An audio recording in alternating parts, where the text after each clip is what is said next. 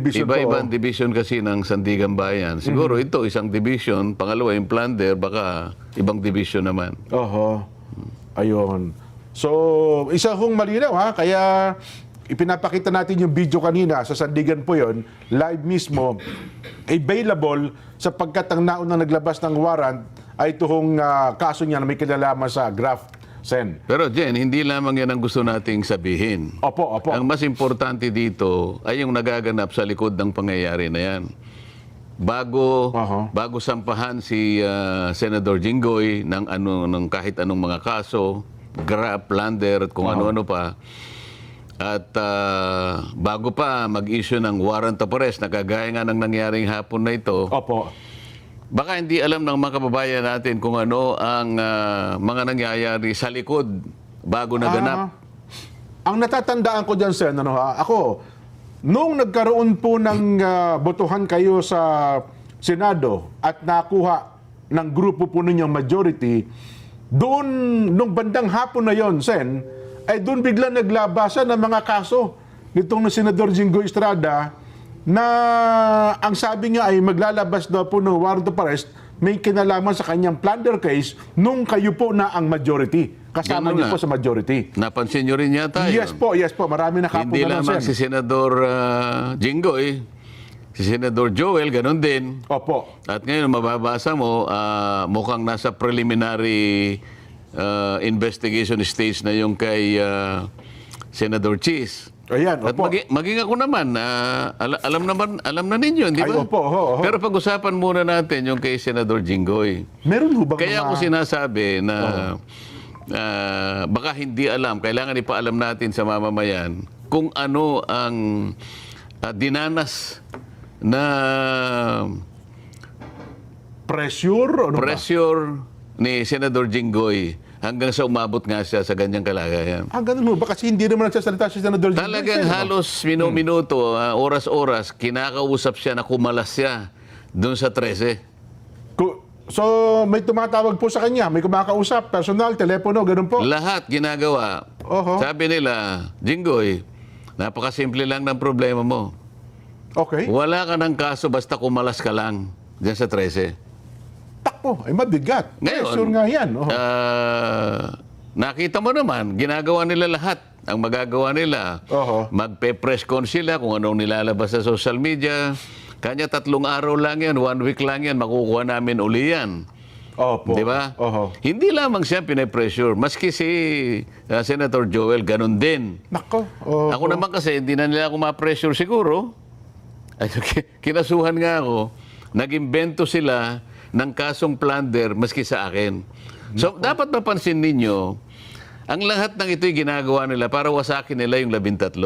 Ano ang magiging dahilan dyan? Ano ang magiging resulta niyan kapag nawasak yung 13? Oho. E di sila na uli. Ah. Ano ngayon ang mangyayari kapag sila na uli? Opo. Tatakpan na naman nila yung flood control investigation. Nako, na blue ribbon. Doon lang tayo committee. napupunta rito eh. Oho. Doon lang tayo napupunta rito. So, ang lunduban ng lahat ng ito, Sen, ano? Usapin ng flood control kasi mukhang natatakot silang may mabulgar o mabuyangyang sa likod nitong flood control issue na ito, flood control scandal. Hindi mo pa ba nakikita? Parang doon nga po ang puntirya. Pero teka lang, bakit? Ayaw nila na magpatuloy yun. Oho. Ang isang pinakamabuting paraan para sa ganon ay hindi na matuloy yun, kinakailangan sila ang mayorya. Maagaw sa inyo. Ngayon, nagsisimula pa lang kami, di ba? Organization pa lang. Opo. Papunta pa lang kami. Palagay ko sa Lunes, baka mag-announce na si SP Alan. Opo.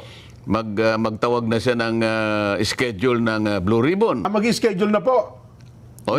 Baka Lunes mag-schedule siya. Ayan, naku. Kasi alam mo, kinakailangan niya mag-schedule kasi hindi naman kagad nagagawa yun dahil sa kinakailangan naming masatisfy yung notice. 3 araw ang notice kasi, Jen. Tama po. Bago makapagpatawag. So, alimbawa, gusto niyang magpatawag ng Webes o ng Biyernes. Monday pa lang. Monday, ilabas na yung mga notices. Kung At sino-sino. pagkatapos, ino-notify lahat yung inaakala niya na dapat ay maimbita at sila ngayon ang humarap sa pagkakataong ito sa pagpapatuloy ng investigasyon. Oho. Nako, balikan ko lang sa yung kay Senator Jinggoy. Kaya pala nung kayo nang maging majority, parang may lumabas sa social media, ang pinapipili daw prinsipyo o plunder. Ay Totoo mukhang yun. nanindigan sa prinsipyo ata si Senator Jinggoy. Totoo yun. Alam mo, kaya ito gusto ko sabihin, hindi naman dahil sa kaibigan ko siya. Ano? Opo. Nakita ko rin naman yung pressure na ina-apply sa kanya. Kahit sino siguro, tao ka lang naman eh. Di ba? Lalong-lalo na kung alam mong wala ka namang kasalanan at plunder ka agad ang Ikakaso sa kanya. ikakaso sa'yo. Alam mo naman, kahit ano pang pangangatwiran mo sa ilalim ng kanilang pagpo-prosecute na ito, wala kang kalaban-laban eh. Opo. Wala kang kalaban-laban. Kapag pinail nila sa Sandigan Bayan, arestado ka kaagad, kulong ka kaagad, ganun kasimple. Ang mangyayari ron, nahiwalay nila sa amin, hindi siya makakapag-attend ng hearing. Opo. O yung mayorya, malulusaw nila. Yun ang kanilang pinupuntahan. Ngayon, pag-isipan po ninyo, kayong mga kababayang nakikinig.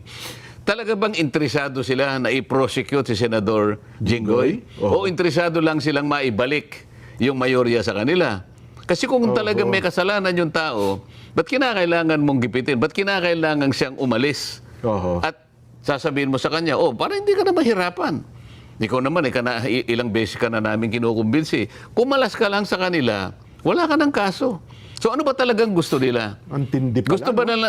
Gusto ba nilang malinis talaga kung may katiwalian sa nagaganap sa ating bansa? O kailangan nilang sila yung maging mayorya para pagtakpan ang isang bagay na kinatatakutan nila mula't mula pa?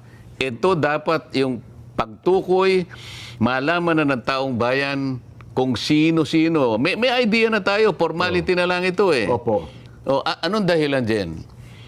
Bakit pati ako'y kinasuhan ng plunder? Ako na lang kasi ang nagsasabi na ipagpatuloy natin ito. Wala nang iba. Ito yung kinatatakutan nila. Ngayon, kapag ka ito'y nagpatuloy at natukoy natin sila, yun ang gusto nilang hadlangan. Yun ang gusto nilang matakpan. Nakita mo naman, nung sila ang mayorya, Opo. nakita mo ba naman, 9 na buwang singkad. Totoo. Ay kinuha niya yung Blue Ribbon Committee kung ano-anong katwiran ang ginagawa, kung ano-anong kadahilanan ng sinasabi, kesyo ganito ang gagawin, kesyo pumirma muna kayo bago ipagpatuloy. Anong klaseng pagmamatuwid yun? Sa loob ng 9 na buwang singkad din, hindi siya nag-imbestiga, hindi siya nagpatawag. Napakaraming tao ang nagbo-volunteer. Natawagin niyo po kami. At gusto po naming mag-testify dyan sa Blue Ribbon Committee para makatulong po kami sa inyo. Ayaw nilang gawin yun. So, ito lamang ang dahilan. Pagtatakip. At ang pinakamabisang paraan para matakpan yan, kung hindi man gusto nilang patayin kaagad yan, ang issue na yan, sila na naman ang mayorya. Nako. Ngayon ko na-realize yan, tama pala sabi mo, no? Kung ako si Senador Jinggoy, sa tindi ng pressure na yan, baka babawi din ako. Di ba? Mabigat yun. Wala muna doon sa punto na yun. Kaya gusto kong pag-usapan muna natin itong ginawa sa kanya. May isang bagay pa akong gustong sabihin eh. Opo. Hindi ko akalain na ganun kalakas din ang loob ng taong ito. Yun na nga. Siguro kung sa iba nangyari ito, napakadali na wag kang magpakulong. Oo naman. O baka sakaling bukod doon, baka may ibigay pa silang pabuya sa iyo. Kung lilipat, ganun lang naman pa. Pero dahil alam niya yung pinaglalaban namin. Prinsipyo na po ito. Alam niya prinsipyo yung pinaglalaban namin. Sabi niya, nung isang araw narinig ko siya, magpapakulong po ba kayo pagka magpaparesto kayo? No, sinabi naman niyang maliwanag, if this is the price I have to pay, so be it. Iyon. So kailangan po malaman ng tao na siya ay talagang nanindigan. Hindi siya kumalas sa amin. Kahit na siya'y makulong pa, hindi siya lalabas, hindi siya kakalas sa aming grupo na 13 kami. Well, again, Sen, liwanagin lang natin, hindi natin binabanggit ito, kundi parang kampiyan si Senador Jinggoy para sabihin wala siyang kasalanan, may kasalanan, kundi ang ating binabanggit, yung paninindigan niya doon sa kanyang prinsipyo yung paninindigan niya, binabanggit natin sapagkat alam namin at sinasabi niya sa amin, araw-araw na lang sinasabihan, Tinatawagan, no? gusto mo pa bang makulong samantalang ito lang ang pakiusap namin sa'yo? Oho. Oh. Ayoko nang banggitin ang mga taong tumatawag sa kanya. Nako. Sinasabi niya sa amin, tuwing magmi-meeting kami, kani-kanina lang, nag-meeting kami uli. Opo. Bago siya pumunta ng Sandigan Bayan para magpiyansa, magkakasama kami uli. Oho. Malungkot siya, bakit hindi? Totoo naman. Oho. Tao ka lang naman eh. Oho. Oh. Ngayon, tingnan mo yung ginawa nila sa akin, Jen. Yan. Opo. Ako, hindi nila ako kinakausap for obvious reason. Di ba? Anong ginawa nila? Hindi nila kayo mapipressure. Nag-invento sila. Oho. Saan ka naman nakakita, Jen? Para sana maintindihan sana ng mas madali. Opo, ng ating mga kababayan. Kasi kahapon, yung assistant ombudsman, na nakita ko siya, nagpa-interview na naman siya sa isang Opo. istasyon ng television, na tinatanong siya, bakit po ninyo, pati si Senator Marcoleta, kinasuhan nyo ng plunder? Oho. Kasi po kahit ako, parang hindi yata yun kasi contribute. Yun ang tanong sa kanya, Yun naman, no? donasyon ng mga kaibigan niyang Hindi private naman pera funds ng naman gobyerno yun. yan. Tapos sinabi niya, hindi, kasi kahit private funds kasi, kapag yan ay binigay na merong pangako o kung ano mang pabuyang parang ibigay niya dahil meron siyang opisina, ganyan. Sabi nila, sa makatwid kahit po pala pribadong pondo Oo. na kapag may pangako, may ganyan, ano. Oo. Yan po pala'y plunder. Oo, sabi niya gano'n. Mabigat, ano ho? Oho. Ang nakakapagtaka doon, Jen, wala man lang siyang nasabi kahit konti. Kasi kailangan mong establish ito Siyempre eh. po, establish mo yun. Oho. Kung walang kaugnayan yung pondo doon sa sinasabi mo, baka nag-speculate ka lang, baka inaakala mo lang, baka nangako ito ng kung ano-ano, Oho. na maaaring sa pangako na yon maka-influensya. merong madadamage ang gobyerno Ayan. o madadamage ang serbisyo na para sa mga tao. Oho. Yan ang kasi pagka ganun, corruption yun eh. Ayun, opo. So opo. kinakailangan mong i-establish yung connection nung pagbibigay nila ng tulong sa iyo dahil kampanya kasi ito Jen, ito yung sinasabi ko campaign eh. yan. Nung mga panahon Kailangan mong i-connecta. Pinakikinggan ko siya, wala man lang siyang masabi na koneksyon. Oho. Pagkatapos, bumaling na naman sa iba. Alam mo, kanya, ang plunder kasi, kaya mas marami yung napagtatalo kami, sabi siya. Mahirap kasi kanyang i-prosecute ang plunder. Kaya, alam mo kasi, pag plunder kasi, corruption yan, katiwalian. Oho. Talagang wala kang makitang resibo. Wala kang makitang Walang paper trail. Opo. Ganyan, Kasi plunder nga raw, ano? Pag ano? Kaya napakahirap corruption. talaga. Opo. Ngayon, ang sinasabi nila, siya inamin niya eh. Siya mismong nagbigay ng katibayan. Sa palatuntunan natin ito sa ano? Sabi niya, parang admission against interest.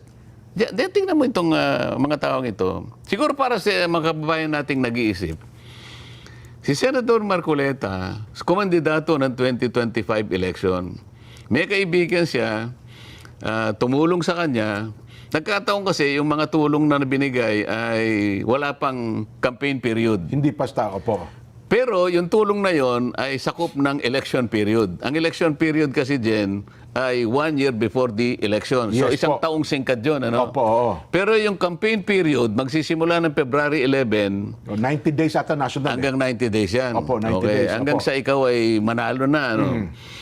Ikaw ay manalo na. Ano? Ngayon, so sabi ko, ang trato ko dyan donation kasi wala pang campaign period. Opo. January. Ang campaign period kasi February 11 ang umpisa. Opo, oho. Dapat, kapag binigay during the campaign period, contribution. February 11 Ngayon, pataas. Opo, oho. ito nang submit ako ng SOSE, liwanagin natin para makita ng mga kababayan natin. Doon sa SOSE ko, sinabi ko, ang aking expenditures, yung ginastos ko, Opo, sa kampanya. 112 million pesos. Opo. Okay. Oho. Ngayon, sinisita nila ako, paano ka makakagasta ng 112 million? Tiningnan nila yung SALN ko, yung net worth ko is only 52 million. Mas malaki ang yung ginastos mo. Teka Oo. muna, ito lang ang pera niya. Saan niya kukuha ka ng Ng 112 million. ng 112? Opo. Oho. No, sabi ko, hindi mo na kumikibo nun dahil hindi ko na pinapansin noon di ba? Opo. Nung magpasya na ako mag-explica sa COMELEC dahil sa binigyan ako ng parang isang magpaliwanag ka, sabi niya. Opo, ipaliwanag niyo po yung side ninyo. Opo, Bakit yun ito? hinangan ako ng kaukulang pagpapaliwanag.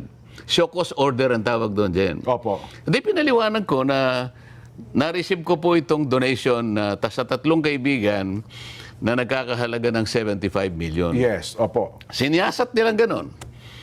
Sa batas kasi natin, sabi kong ganon, at yun naman ay pinagpasyahan ng Korte Suprema, kapag labas sa sa campaign period, Campaign period, opo. pwedeng donation yon. Okay? Opo. At sabi naman ng Supreme Court sa kanyang pagdidesisyon, hindi pa siya kanya kandidato noon. Ayun. Magiging kandidato lang siya pag magpa-participate siya during the campaign period na. Okay. Opo. So, nung makita ng COMELEC, wala kanya siyang Oh. wala siyang kasalanan dyan. Walang Maayos ang kanyang pagpapaliwanag.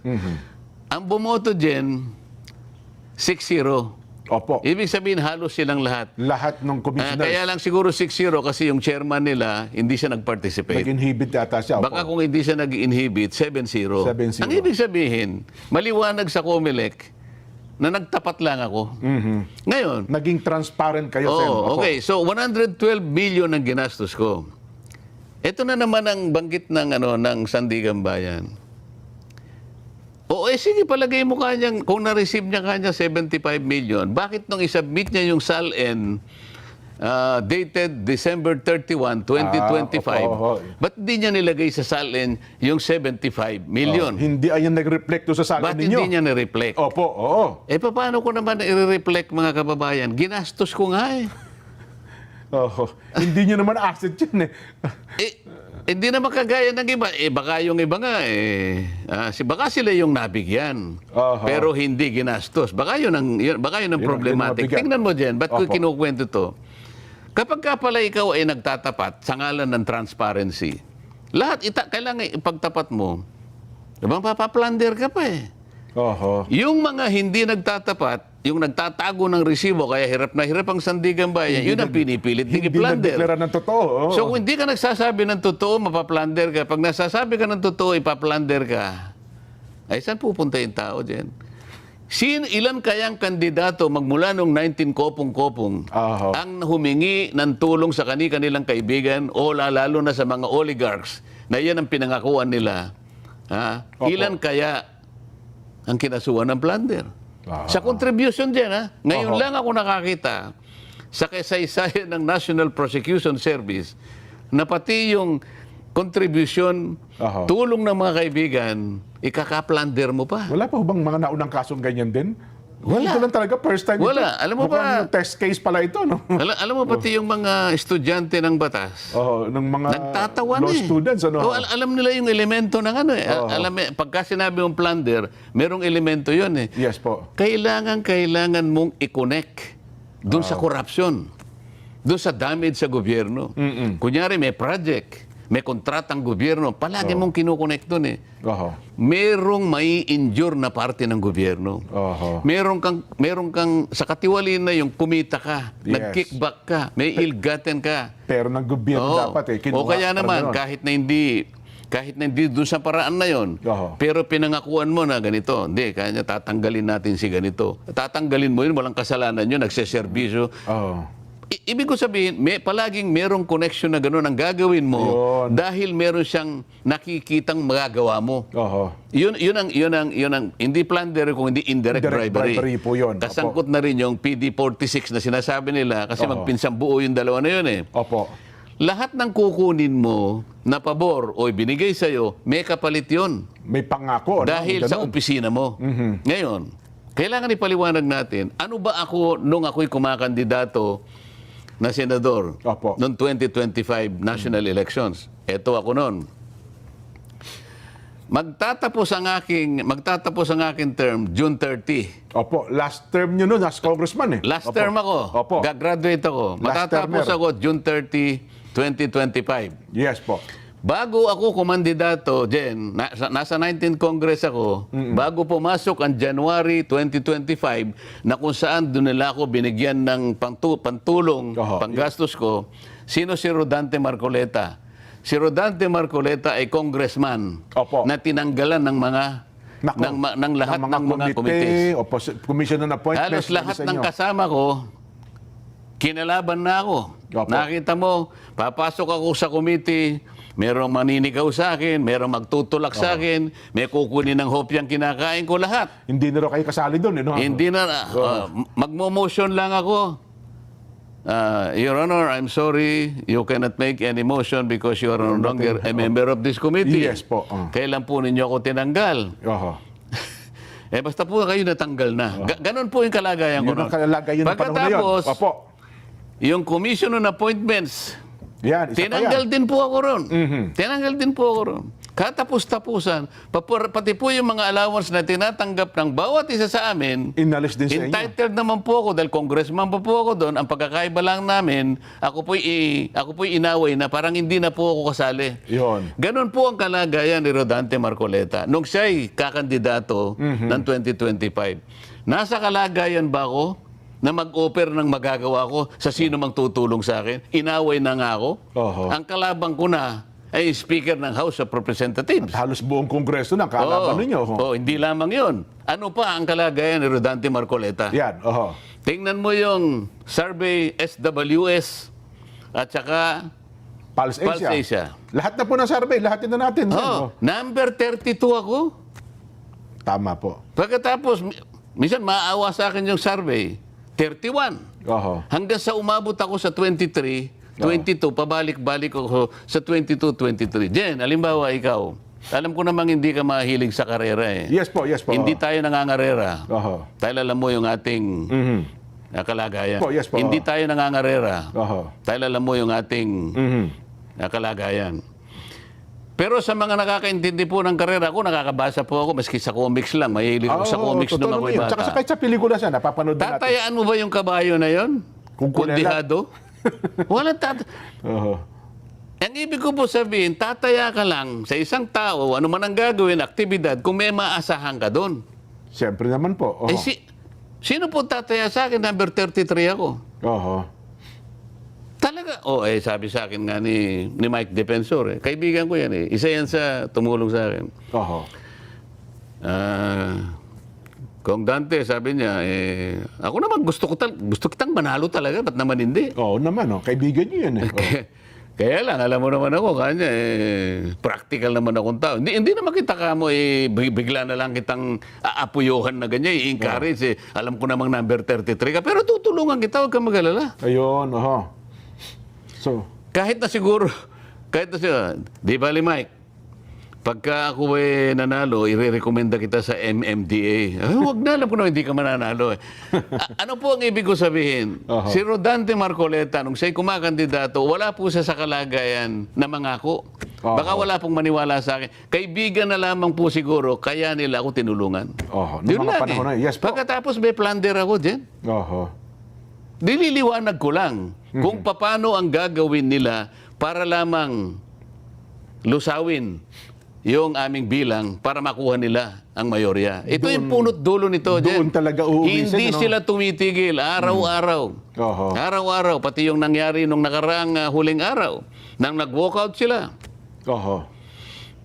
So, Ito yung kalagayan namin. Hindi lang si Jinggoy, hindi lang ako, Joel Villanueva, Joel, Chis Cordero. Chis Cordero. Yan, oho. Pipilitin po nilang kunin yung mayorya dahil sa takot nila sa Blue Ribbon. Ito po ang kinatatakutan nila, yung Blue Ribbon Committee. Oho. Naku, marami pang araw yan kasi ang sabi na ngayon, lumalabas na rin po yung another ICC warrant. Pati daw yata si Senador Bongo, baka madami din. Gagawin nila lahat Di yan. ba? Masiguro lang nila. Oho. Masiguro lang nila na makuha nila uli. Bakit napaka-importante po, mga kababayan? Jen, bakit Opo. napaka-importante po na kaagad nilang makuha ang mayorya? Oho. Takot na takot sila sa flood control. Nako. Ito lamang ang kasiguruhan. Mga babayan, sinasabi ko po ito lang ang kasiguruhan para sa kanila. Para tuluyan na pong maibaon sa limot ang flood control investigation. Wala na pong iba. Wala pong iba. Oo nga, no? Kasi kung iisipin natin, Sen, walang motivation para gawin ito sa inyo maliban sa usapin ng flood control issue eh. Ini-explain ko nga sa inyo eh. Anong injury, anong damage sa gobyerno? Anong katiwali, anong perang gobyerno po ang ninakaw ko? Wala po eh. Mga kaibigan ko po ito na nagkusa na tulungan ako eh. Oho. Pati po ba yan hahanapan pa ninyo ng butas? Wala silang mahanap eh. Pipilitin nila ngayon. So- ano sinabi ni Ombudsman Boying Rimulya? Narinig ko eh. Opo. Ombudsman, bakit po pati si Senator Dante po ay kinasuhan nyo ng plunder? Alam mo sagot niya? Oho. Why not? Sabay talikod. Wala siyang may paliwanag eh. Kagaya din nung yung assistant ombudsman, Clavano Si yata Nico, yung pangalan. Opo, yung tagapagsalita niya. Oh. Hirap na hirap siyang ipaliwanag paano magkakaroon ng kaugnayan yung pagbibigay sa akin ng tulong ng mga kaibigan ko na ikapagkakaroon ng disgrasya sa gobyerno. Opo. Na meron kaming ninakaw na isang bagay mula sa gobyerno, pati yung interes ng mamamayan Oho. ay O ano mang naapektuhan. impluensya na maibibigay O ninyo. ano bang impluensya na maaaring makapekto, hindi lamang sa paglilingkod namin sa bayan, kung hindi lalong-lalo na yung pagsiservisyo na karampatan para sa mamamayan. Wala siyang may konekta. E paano mo nga kukonekta? Oho. Pero ang gusto kong puntuhan dito, Jen, Opo. hahanapan ka talaga. Kahit anong mangyari. Bakit? Hindi na ako pwedeng kausapin. Si Jinggoy, akala nila yun ang nagkamali sila. Ang bunga akala nila, kayang-kaya nila sa magitan ng pag-a-apply ng katakot-takot na pressure. Oho. Ngayon ko lang napag-alaman talaga. May Malakas din. May prinsipyo may din yung prinsipyo mama, no? din itong taong ito. Kaya sabi ko, Cornel, bago ako umalis, pre, mauuna na ako sa'yo, hahabol ako sa saganang mamamayan. Opo. Pero dadaling ko pare, sabi ko, ang pagngako sa'yo. At mamaya, sasabihin ko talaga sa program. Oho. Tumayo siya, kinamayan akong ganyan. Ayun. Kaya kailangan ko po sabihin sa inyo ito. Mabigat po itong mga pangyayaring ito, Sen, ano ha? Ang taong bayan tuloy, kung makikita nyo ngayon sa social media, mga reactions nila, parang yung damdamin, nagpupuyos yung damdamin siya eh. Parang gustong sumabog ang kalooban. Hindi natin umasisi sila, ini-instigate, ini-explain lamang natin. Lahat kasi magkakatugma eh. Pati yung simpleng motion ko na i-amend namin ang Senate aming rules. Opo. Para sa ganun, sa mga pagkakataong yung physical na presensya ng isa sa amin ay wala. Halimbawa, nasa Amerika siya, kagaya ni Nelson, nasa Amerika yata, kaya tayong dalawa lang ngayon. Pero gustong-gusto niya halimbawang makihati sa usapin na to. Yes po. Pwede siyang mag-zoom. Oho. Di ba? Oho. Talagang ayaw na ayaw nila. Kung kinakailangang mag-walk out sila, wag lang matuwa. Kasi sila na yung nagsabi, kaya nyo sinusulong yun dahil gusto nyo makasama, makapag-participate si Senator Bato. O ano nang masama? Senador naman yung tao, di ba? Opo. Bakit sila nung sila? Oho. Oo. Noong mga nakalipas na panahon. Oo, halimbawa.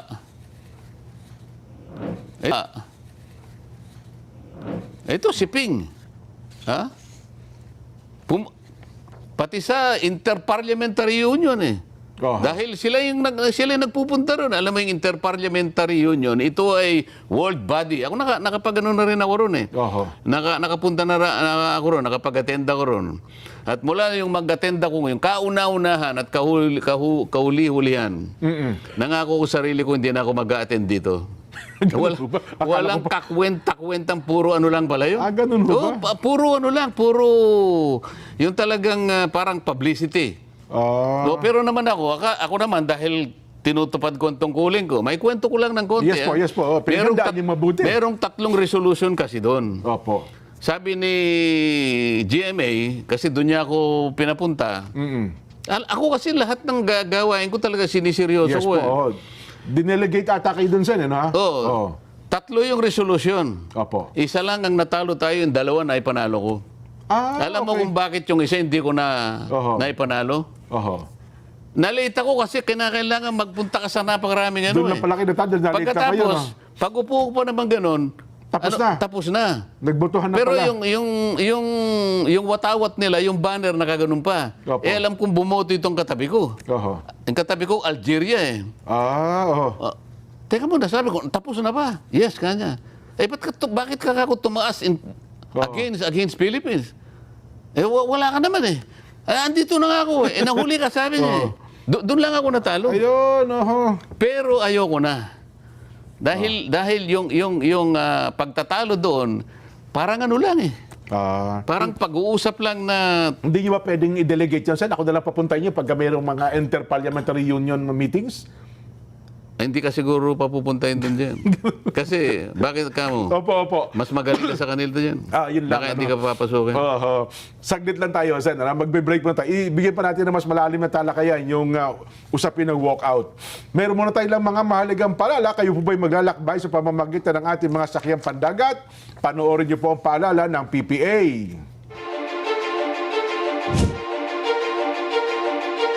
Nauna nilang nakilala yung kahalagahan ng pagganap ng tungkulin ng isang senador kahit sa pamamagitan lang ng teleconferencing kung yung kanyang physical na presence ay hindi talaga magkakaroon ng katuparan dahil nakakulong ka nga o maring nandun ka sa isang lugar, ganon. Opo. So, noon sila okay lang. Pwede nilang ipakiusap yun, pwede nilang ilaban yun.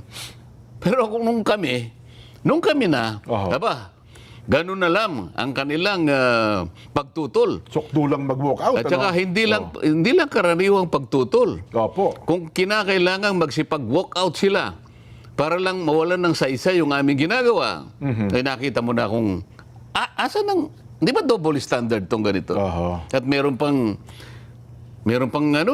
yung unang may sinabi lang ako na wala namang kinalaman dun sa maring pag-attacking personal sa mga kasama ko. Dahil ang pinag-uusapan lang namin yung rules na kung saan yung pagtatalo napunta na lang doon sa dalawang section na aming pinag-uusapan. Yung section 24 at saka section 131. Opo. Sabi ko, nung humaba eh. Kasi tayo dito, tayo doon.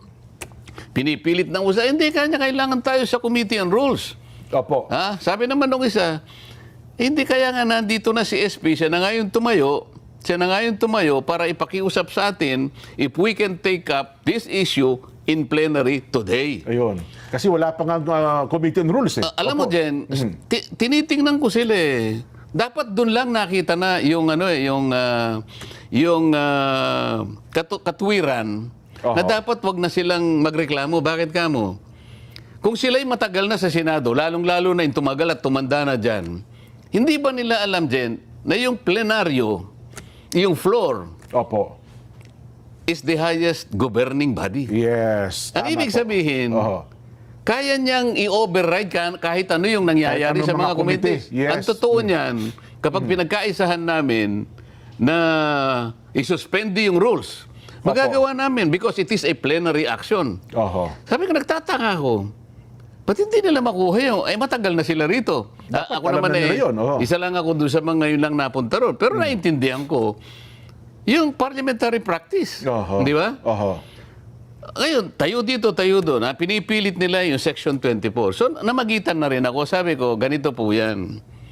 Ito po kasi Section 24, kung titingnan ninyo, is a general provision. Yeah, general provision. Ito pong 136 ay special provision. Special provision.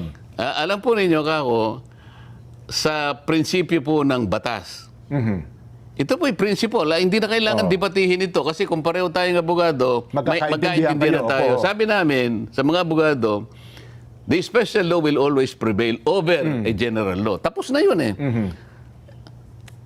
Makikipagdebate ka pa sa akin. Okay, yun po akong problema kung wala po tayong legal background. Aba, nagalit sila. Parang minamaliit nyo raw yung kapwa yung senador. Sabi ko, ma'am, please, sabi ko pa, do not make a conclusion like that. So ito, pinalilitaw nyo lang po talaga, hindi po nyo nakita yung distinction. Okay na po ako kung hindi po tayo magkaintindihan dito. Sabi ko ganyan, bago pa nangyari yun, tumayo yung isa rito eh. Ad hominem. Ayun, yun na nga po. Sabi ko, paano kaya? Alam niya kaya kung ano ibig sabihin ng ad hominem? Gusto kong bigyan ng halimbawa, Jen. Ano ba ang ad hominem? I-define muna natin ang isang sitwasyon na kung saan may pinagdidibatihan kayong isang subject matter. Di ba? Halimbawa, kamukha nung nangyari. Ayan, yung motion na sinabi ko na pwede po bang susugan yung Section 41B. Yung Section 41 kasi A, B lang yun eh. Section 41, paragraph A, paragraph B. Oho. no? So sabi ko, dadagdagan ko sana ng paragraph C. Letter. Oh, yes po. O, di, ang pinag-uusapan namin ay yung aking motion na sususugan yung Section 41 ng aming Senate Rules. Yun ang subject matter. Pero wala po akong pinagsabihan na, ikaw ganito ka, ikaw ganito. Wala pong ganon. Ang sinabi ko lang, sabi ko, pag ganuhin po natin, nagkakahirapan po tayo kasi po, yung iba po walang legal background. I am articulating a statement of fact. Yes po. Wala po akong sinasabihan. Itong isa, ad hominem ng ad hominem.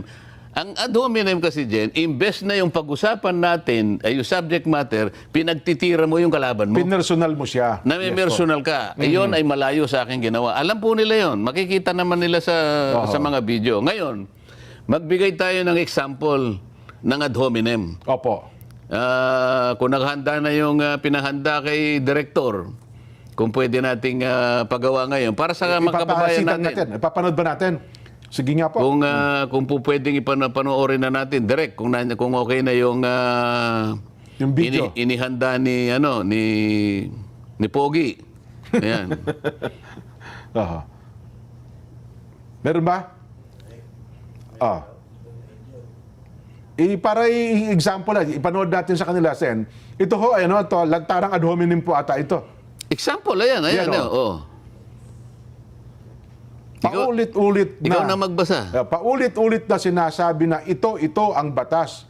Pero itong dalawang ito, ang tinutukoy po yung Senador Ontiveros sa Trillanes, pinagpipilitan yung kanilang opinyon. At sino yung nagsasalita? Senador Erwin Tulfo po. Yan, Sino yung Yan. sinasabihan? Senadora Risa Ontiveros po. Oo. Pinagpipilitan yung kanilang opinyon na opinyon ng IPIS. IPIS. Tanging itong dalawang senador lamang na ito ang walang kinalaman sa paggawa ng batas. At alam nyo lang gawin, tumira ng tumira at maging source ng fake news. Ganun ang boses niyan. Napakinggan ko po yan eh. Yan ang halimbawa, yan ang halimbawa ng ad hominem. Yan ang talagang literal na ad hominem. Yan ang literal na ad hominem. Opo. At nakakalungkot, sa kanya pa nang galing pala. Di ba?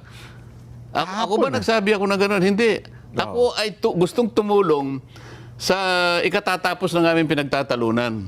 So I offer some kind of help na sana maintindihan nila.